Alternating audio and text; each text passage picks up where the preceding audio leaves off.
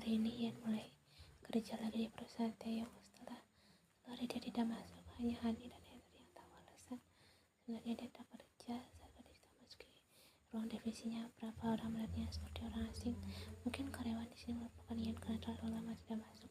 Ian tersenyum menyapa mereka gitu mendesah saat melihat tumpukan map yang ada di mejanya. Sepertinya malam ini dia harus lembur.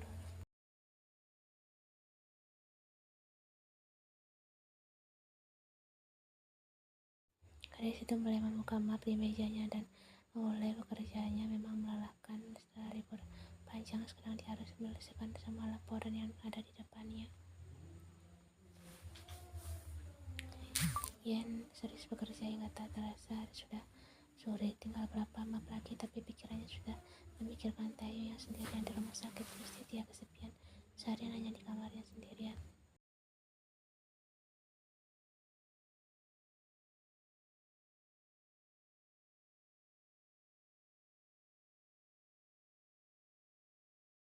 Ada paket untukmu. Sejong memberikan kotak yang terbungkus kertas merah. Terima kasih Sejong sih. Ian mengambil kotak itu dan melangkahkan keluar kantor. Ian jalan tembus di media halte. Dia membuka kotak merah itu. Ian sangat kaget sekaligus ngeri saat melihat isinya. Isi paket itu adalah boneka Barbie yang penuh darah dan secari kertas bertulisan.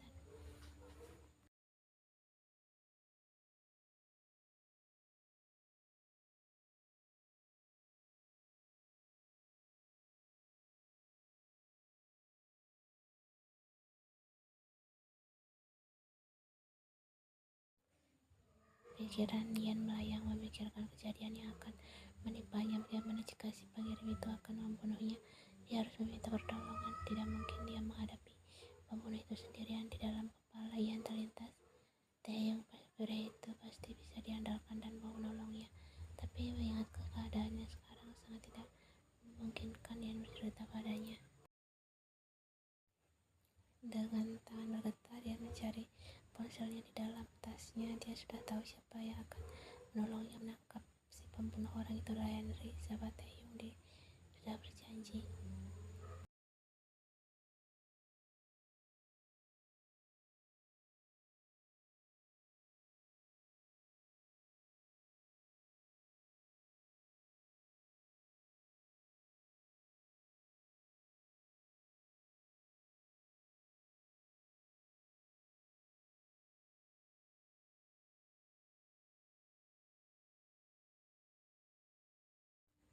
Di depan ruang VIP yang mengatur nafasnya, gadis itu menenangkan diri sebelum bertamu. Taeyong, dia tidak mau Taeyong tahu soal teror yang dialaminya. Saat terasa ekspresinya tenang, dia pun masuk. Terlihat seorang pria sedang serius ponsel di tangannya sampai tak menyadari apa sampai seharian hanya bermain. Tanya Ian mendekati Taeyong. Taeyong pasti menyadari kenapa baru datang. Apa aku tidak tahu betapa tersiksanya aku hari ini?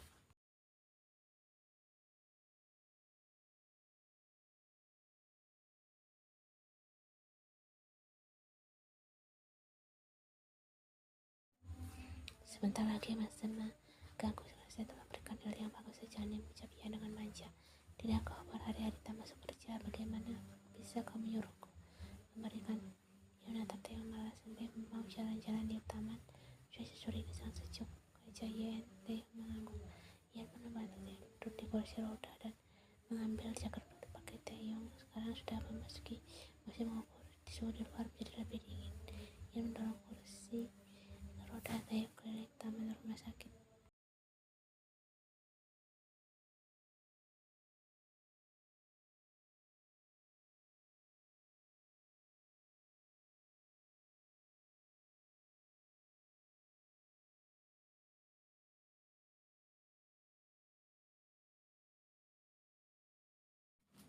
Kau sedang memikirkan apa, Ian? Tanya Taeyong menatap Ian lekat. Ian yang kaget dengan pertanyaan Taeyong segera menggelengkan kepalanya. Aku tahu sejak kau datang dan ada sesuatu yang mengganggu pikiranmu. Taeyong menatap Ian yang semakin kelagapan saat dia melontarkan pertanyaan lagi. Aku memikirkan deskripsi bohong. Ian ke jemarinya saling bertaut dan berdekan. Ia takut nyata. Kenapa dia takut?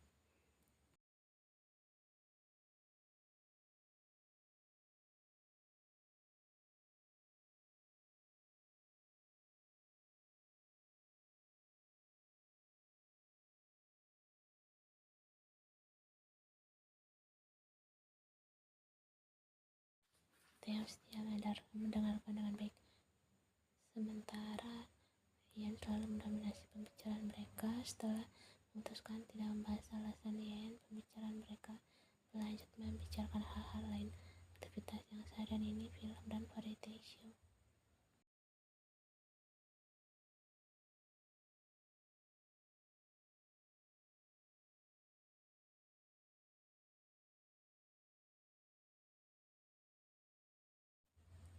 Taeyong merona bisik Taeyong telinga Ian. Gadis itu semakin malu saat Taeyong menegurnya. Terkutuklah pipinya merona. Betul saja, Sunbei, berhenti menggodaku.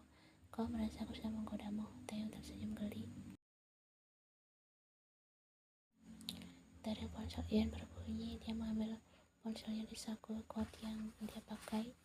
Jari di layar menunjukkan nama Henry. Gadis itu menatap Taeyong berteja untuk mengangkat telepon. Setelah Taeyong mengangguk, Ian pun menekan tombol hijau dan berjalan sedikit menjauh dari Taeyong.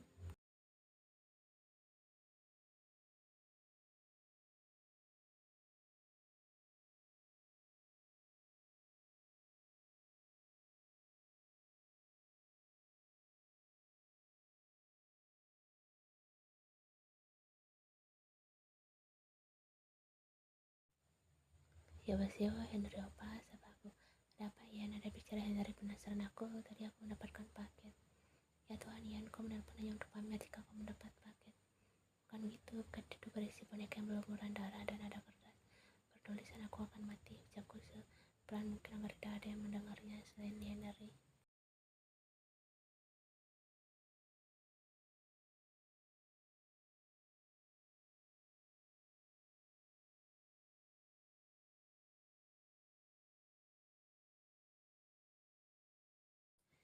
Aku mengingat semua kehadiran buruk yang aku alami. Terlintas Yoren di pikiranku. Apa Yoren Sunbei? Dia pernah mengatakan jika akan membunuhku. Apakah dia pelakunya? Mungkin, tapi sekarang dia dan pacar yang belum ditemukan polisi. Tubuhku terasa kaku mengingat Yoren dan pacarnya. Jika Henry benar dan sebenarnya itu adalah Yoren, berarti aku sedang dalam bahaya. Halo ya, jangan khawatir. Setelah aku pulang, kita akan mengurus ini.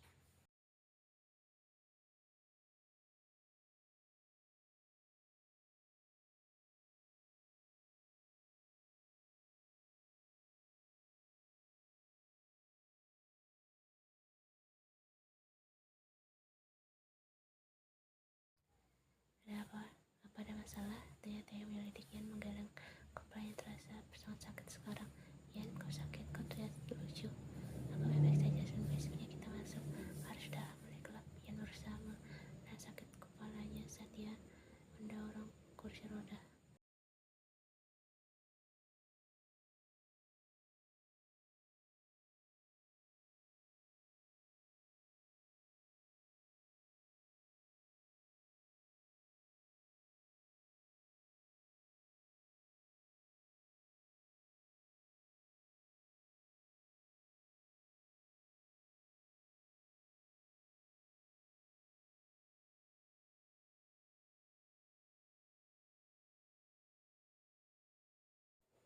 Seorang dokter dan dua suster masuk ke kamar rawat Taeyong dengan membawa ranjang pasien tambahan. Sebelumnya Taeyong sudah meminta mereka agar Ian tetap berada di ruangannya. Seorang suster menangani Taeyong dan yang lainnya menangani Ian. Terlihat jelas kekhawatiran di wajah pria itu.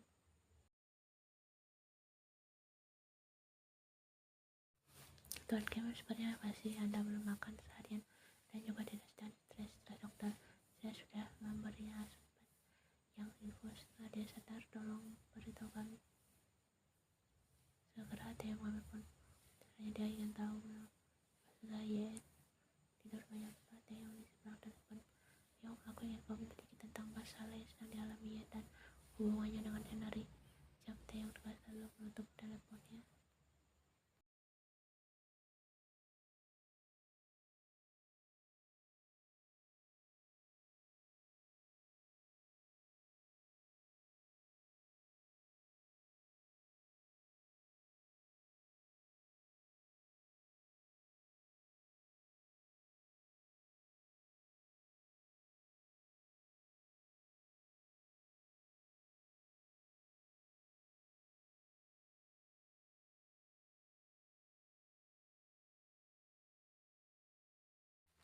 Yen perlahan membuka matanya dan menyesuaikan cahaya masuk ke matanya. Taeyong lega melihat Yen sudah sadar. Tangannya menekan tombol yang dihubungkan ke ruang perawat.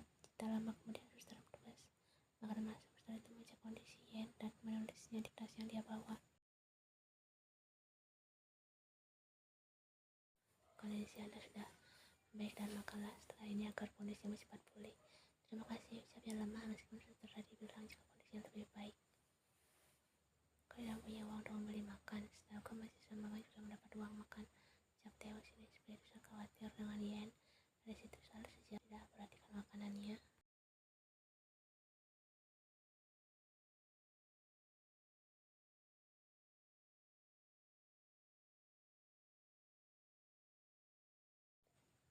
Mereka seperti saudara kembar sekarang. Jika yang satu sakit, maka yang lain akan sakit. Apa hubungan mereka sudah sejauh itu sampai Yen seperti ini? Taeyong tahu jika dua orang yang selalu bersama akan memiliki ikatan.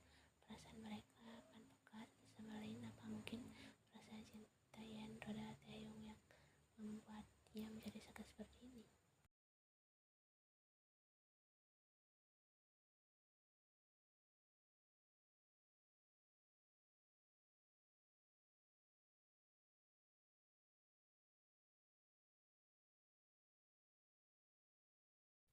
Matahari sudah bersemangat menyinari bumi, sedangkan seorang pria masih berada di dalam mimpinya. Ya, hari masih sangat pagi untuk seorang Taeyong membuka mata. Pria itu tetap terjaga hingga pukul 3 pagi. Jadi meskipun sekarang jam sudah menunjukkan pukul 9, pria itu masih ingin menutup mata lebih lama lagi.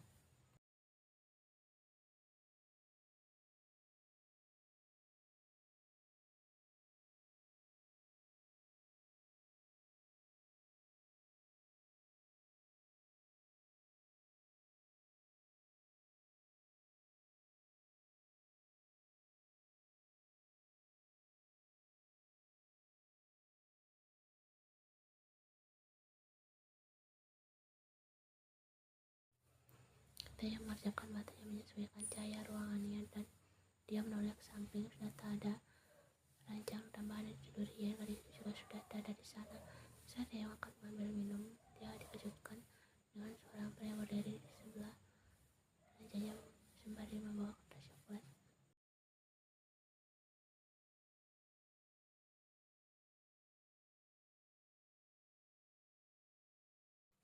Kim Namjoon, salah satu orang kepercayaan Taeyong yang sebagai mata-matanya sangat cepat dalam menjalankan tugasnya. Maka dari itu Taeyong sangat menyukai Hyungnya ini.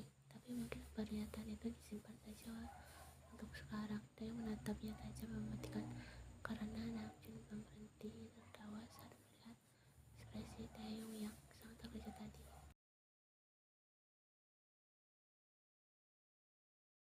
Berhentilah tertawa, atau aku tidak akan membayar liburanmu di Disneyland untuk melihat musical Frozen. Namjoon langsung terdiam setelah mendengar ucapan tajam Taeyong. Kalau sudah janji untuk itu, mana bisa dibatalkan begitu saja.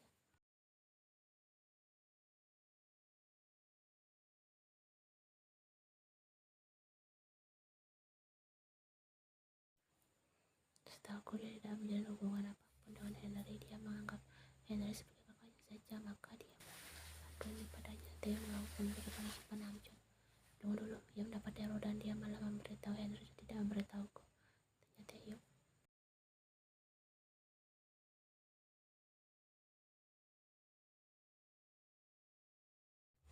Dia tidak memberitahumu karena kondisimu memprihatinkan dan sepertinya dia terlalu menyukaimu. Namjoon melempar suratnya dia bawa ke Taeyong. Aku pergi dulu, semoga kau cepat sembuh.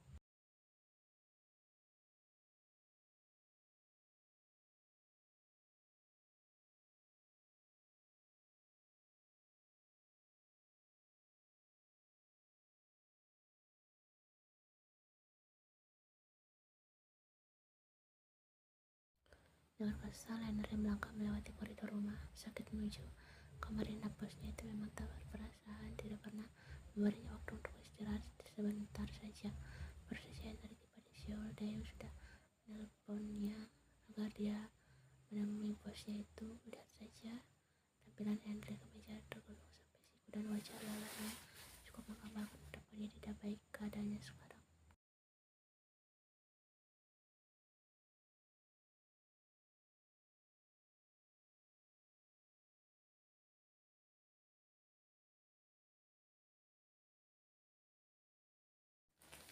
Aku tahu aku akan membantu Yan menangkap si peneror rusak Taeyong. Henry tetap kecil Taeyong sudah tahu soal masalah itu. Pasti Taeyong menyuruh detektif ala-alanya untuk mencari tahu. Aku ingin kau menghentikan niatmu membantu Yan, lanjut Taeyong. Kenapa? Karena kau tahu dia sangat ceroboh, tidak berpikir panjang sebelum bertindak. Aku tak mau kejadian kemarin terulang lagi.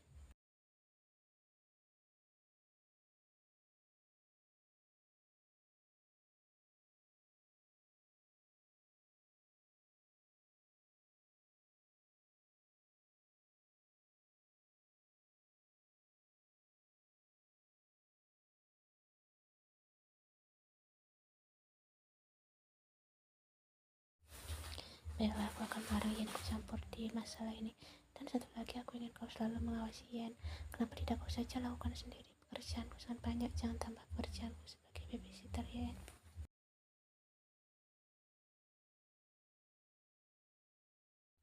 Akan kunaikkan gaji 4 kali lipat. Kau hanya mengawasi Yan agar tidak ceroboh menjadi tahu siapa peneror itu. Baiklah, aku selalu bisa memperdayaku, Kim Taeyong. Hari ini Taeyong sudah mulai bekerja di kantor baru saja masuk. Dia sudah ditunggu seorang di ruangannya. Ya, hari ini pria itu memiliki janji pertemuan dengan investor barunya di ruangannya.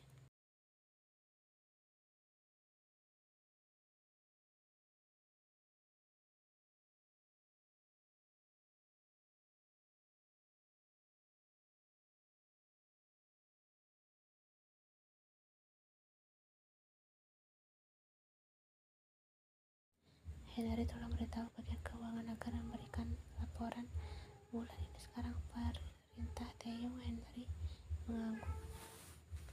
Aku tidak tahu jika Henry menjadi sekretarismu. Aku kira kau akan memakai sekretaris yang cantik dan seksi. Ucap Mian. Wanita itu sudah senang bertemu dengan Taeyong.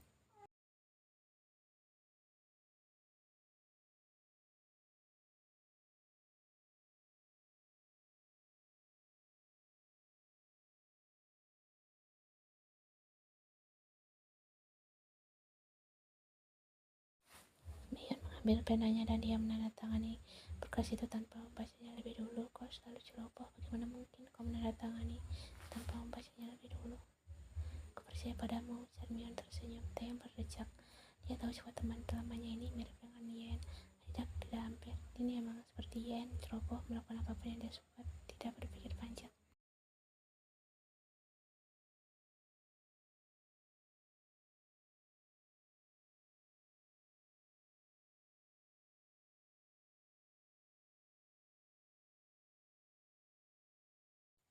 Taeyong menggeser kursinya menatap ke hadapan Mian. Mian menatapnya dengan heran. Kau terlihat seperti baru di Seoul. Mian mengendikkan bahunya. Aku baru pulang. Ini aku melanjutkan kuliah masterku di Amerika. Wah, benarkah? Kau sudah sedikit berubah. Ya, apa berubah karena kau Kim Taeyong. Aku ingin menjadi wanita yang kau inginkan. Sekarang aku sudah pintar. Aku lulus dengan IPK yang sempurna. Mian menghentikan ucapannya dan memandang Taeyong yang menatapnya. Apa kau sudah punya pacar?